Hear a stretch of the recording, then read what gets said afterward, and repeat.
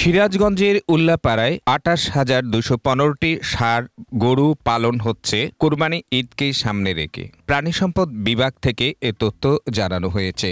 কোরবানির ঈদকে সামনে রেখে গরুগুলোর খাতির যত্ন বেশি করা হচ্ছে। খামার ও গৃহস্থ পরিবারগুলোয় গত বছরের চেয়ে এবার লালন পালন করা ষাঁড় গরুর সংখ্যা প্রায় ৮,০০০ বেশি হবে বলে জানানো হয়েছে। উল্লাপাড়া উপজেলায় বড় ছোট মিলে প্রায় ২৫০০ গো খামার আছে। অনেক গৃহস্থ পরিবারে বড় ছোট ষাঁড় গরু পালন করছে। এসব ষাঁড় গরুর বেশিরভাগই দেশীয় জাতের বলে জানা যায়। গরুগুলো আমি নিজস্ব ভাবে ব্যক্তিগতভাবে আমি পাই, এগুলো আমার বাড়ির খামার। আগামী কুরবানিতে বিক্রি করবো এটাই তারা আশা করতেছে। উপজেলা প্রাণী সম্পদ কর্মকর্তা ডাক্তার স্বপনচন্দ্র দেবনাথ বলেন, উল্লাপাড়ায় পালন করা প্রায় সবই দেশীয় জাতের ষাঁড় গরু। এ সময় গরু মোটা তাজাকরণে কোনো ধরনের স্টেরয়েড ঔষধ ব্যবহার না করতে তিনি সবসময়ই খামারি ও গৃহস্থদের পরামর্শ দেন।